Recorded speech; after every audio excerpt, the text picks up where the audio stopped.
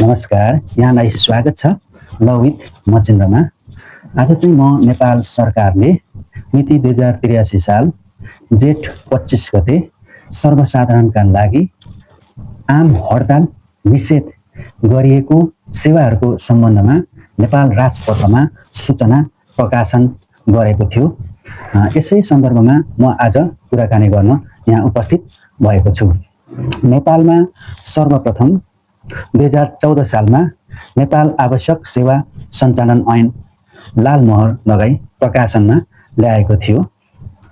अब कानुन भन्ने कुरा समय सँगसँगै नागरिकको माग, आवश्यकता, जनचाहना, अन्तर्राष्ट्रिय परिस्थिति सँगसँगै कानुनहरू परिवर्तन, संशोधन हुँदै आउने गर्दछन्।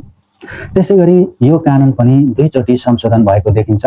सर्वप्रथम 2066 साल माघ 7 गते पहिलोचोटि संशोधन गरिएको थियो भने 2075 साल फागुन 19 गते दोस्रोचोटि यो कानुन संशोधन गरिएको थियो।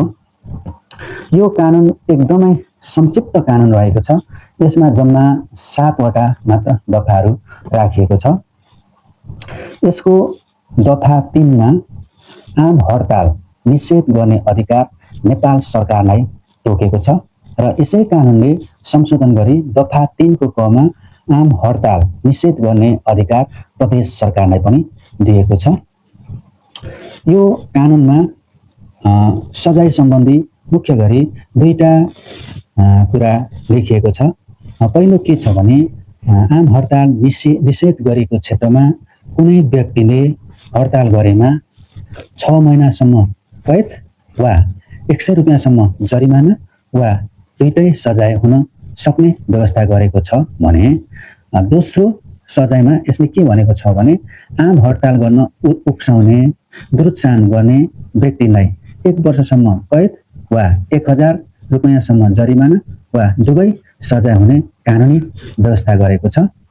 र आम हडताल निषेध गरिएका अत्यावश्यक सेवाहरू कुन कुन हुन् त? सरकारले कुन कुन सेवालाई अत्यावश्यक सेवाको रूपमा पहिचान गरेको छ त? यस सन्दर्भमा मैले सानो भिडियो स्क्रिन रेकर्डिङ तयार गरेको छु। यो एकछिन हेरिदिनु, सुनिदिनु म अनुरोध गर्दछु।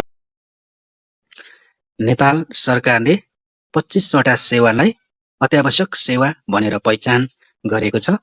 यस सम्बन्धमा 2083 साल जेठ 25 गते नेपाल राजपत्रमा सूचना प्रकाशन गरेको छ र यसमा लेखिएको छ, नेपाल सरकार गृह मन्त्रालयको सूचना।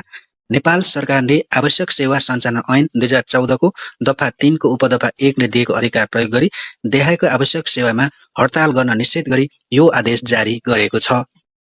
1. डाक, तार वा टेलिफोन सेवा, जल, स्थल वा हवाई मार्गबाट यात्री वा माल सामान ओसार पोसार गर्ने यातायात सेवा। 3. हवाई अड्डा वा हवाई जहाजको देखभाल, त्यसको सञ्चालन वा मर्मत गर्ने कामसँग सम्बन्धित सेवा। 4. हवाई ग्राउन्ड, रेलवे स्टेसन वा सरकारी गोदाममा माल सामान ओसार पोसार गर्ने वा राख्ने, झिक्ने वा थन्क्याउने कामसँग सम्बन्धित सेवा। 5. प्रिन्ट वा सरकारी छापाखाना सम्बन्धी सेवा। 6. हात हतियार, खरखजना वा अरू कुनै सैनिक सरसामानको उत्पादन गर्ने, थन्क्याउने, वितरण गर्ने कामसँग सम्बन्धित नेपाल सरकार रक्षा व्यवस्थाको कुनै सेवा। 7. सञ्चार सेवा। 8. आन्तरिक सुरक्षा कार्यसँग सम्बन्धित सेवा। 9. खानेपानीको सञ्चालन तथा वितरण सेवा। 10. पर्यटन, आवास, मोटेल, होटेल, रेस्टुरेन्ट र रिसोर्ट सम्बन्धी सेवा। 11. पेट्रोलियम पदार्थ, एलपी ग्यास समेतको पैठारी, ढुवानी, भण्डारण तथा वितरण सम्बन्धी सेवा। 12. अस्पताल तथा स्वास्थ्य केन्द्र सञ्चालन सम्बन्धी सेवा, एम्बुलेन्स सेवा जस्ता सेवाहरू। औषधि निर्माण तथा बिक्री वितरण सम्बन्धी सेवा 13 नम्बरमा उल्लेख गरेको रहेछ। 14. फोहोर मैलाको सङ्कलन, ढुवानी, प्रशोधन, विसर्जन, स्थान निर्माण, पूर्वाधार निर्माण र सङ्कलन स्थल एवं व्यवस्थापन क्षेत्रसँग सम्बन्धित सेवा। 15. ब्याङ्किङ सेवा। 16. बिमा सेवा। 17. विद्युत सेवा। 18. दैनिक उपभोग्य वस्तुहरू, खाद्यान्न, दाल, चामल, नुन, तेलको पैठारी, ढुवानी, भण्डारण तथा वितरण सम्बन्धी सेवा। 19. मौसम पूर्वानुमान, बाढी पूर्वानुमान तथा पूर्व सूचना सेवा। 20. मास्क सम्बन्धी सेवा। 21. ह्यान्ड सेनिटाइजर सम्बन्धी सेवा। 22. भेटेरिनरी सेवा। 23. कन्सुलर सेवा विभागबाट प्रदान हुने सेवा। 24. राजधानी विभागबाट प्रदान हुने सेवा। 25. इन्टरनेट सेवा। यी 25 वटा सेवालाई चाहिँ सरकारले अत्यावश्यक सेवाको रूपमा पहिचान गरेको छ।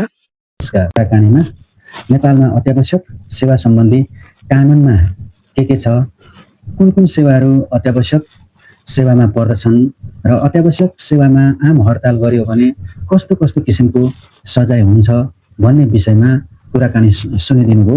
त्यसको लागि धेरै धेरै धन्यवाद व्यक्त गर्दछु। नमस्कार।